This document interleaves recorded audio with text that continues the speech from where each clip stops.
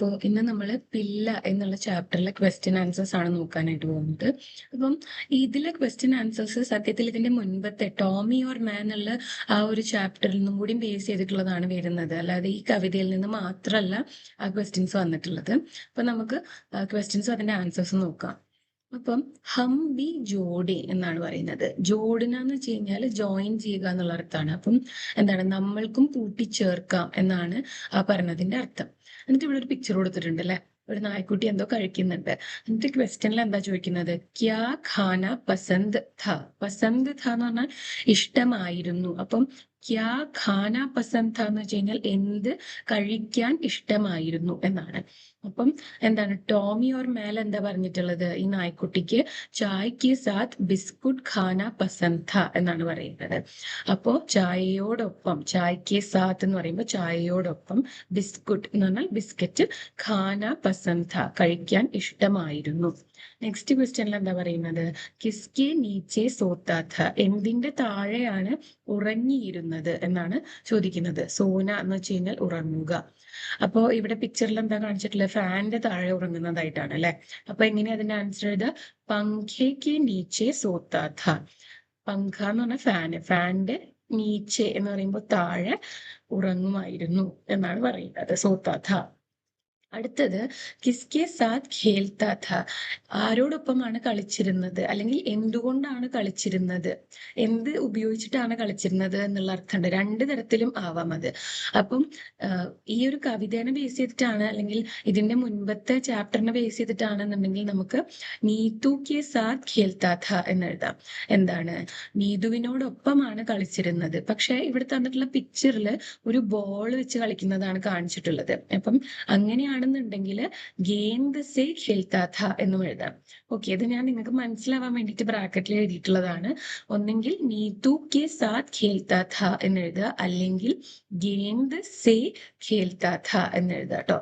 അപ്പൊ കേസ് അത് വെട്ടണം. ഗേന്താണ് ഉപയോഗിക്കണമെന്നുണ്ടെങ്കിൽ ഗേന്ദ് സെ ഖേൽത്താ ഥ എന്നുള്ള രീതിയിൽ എഴുതുക. അപ്പൊ ഇവിടെ ക്വസ്റ്റ്യനിൽ കറക്റ്റ് ആയിട്ടൊന്നും പറഞ്ഞിട്ടില്ല. അപ്പൊ അതുകൊണ്ട് നമുക്ക് നീതു ആണ് സേഫർ ഓപ്ഷൻ. അതല്ല, ഇങ്ങനെ പിക്ചേഴ്സ് ഒക്കെ തന്നിട്ട് ചോദിക്കുന്ന സാഹചര്യത്തിൽ പിക്ചറിനെ ബേസ് ചെയ്ത് എഴുതുന്നതാണ് നല്ലത്.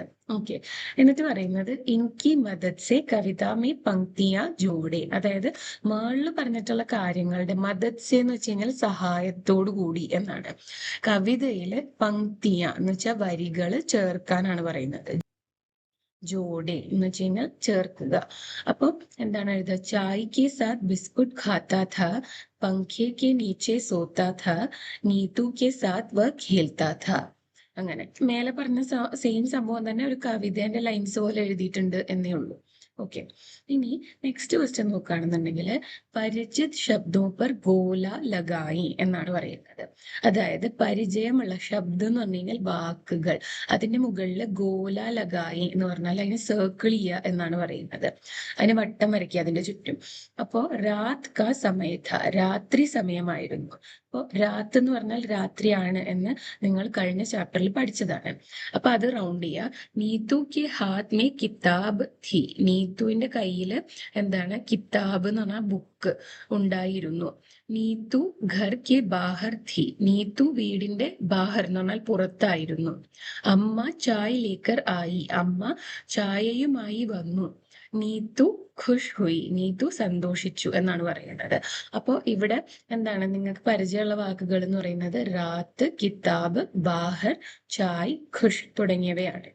താഴെ എന്താ പറയുന്നത്, പരിചിത് ശബ്ദ് ലിഖി, അതായത് നേരത്തെ സർക്കിൾ ചെയ്തിട്ടുണ്ടല്ലോ ആ വാക്കുകൾ തന്നെ, ഇപ്പൊ നമ്മൾ വട്ടം വരച്ചിട്ടുള്ള വാക്കുകൾ തന്നെ താഴെ എടുത്തെഴുതാനാണ് പറയുന്നത്.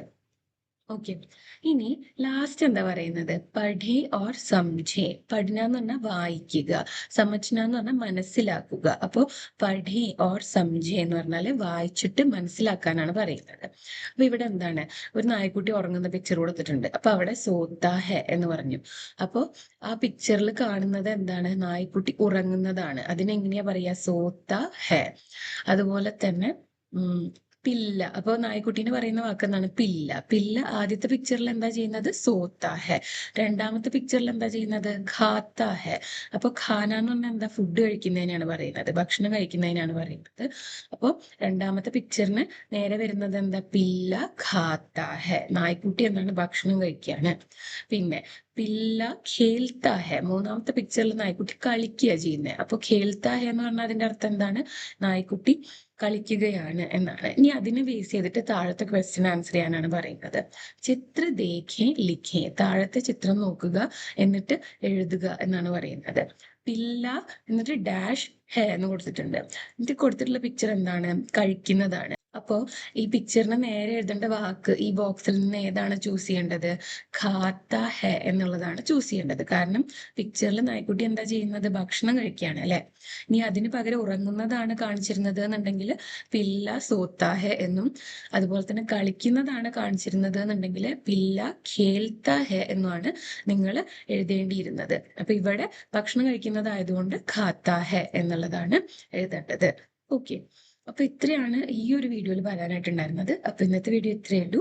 ഈ വീഡിയോ നിങ്ങൾക്ക് യൂസ്ഫുൾ ആയിട്ടുണ്ടാവുമെന്ന് കരുതുന്നു. യൂസ്ഫുൾ ആയിട്ടുണ്ടെങ്കിൽ വീഡിയോ ലൈക്ക് ചെയ്യുക, ഷെയർ ചെയ്യുക, ചാനൽ സബ്സ്ക്രൈബ് ചെയ്യുക. അതുപോലെ തന്നെ നിങ്ങളുടെ സജഷൻസ് ആൻഡ് കോമെന്റ്സിൽ എഴുതി അറിയിക്കുക കേട്ടോ. Thanks for watching the video.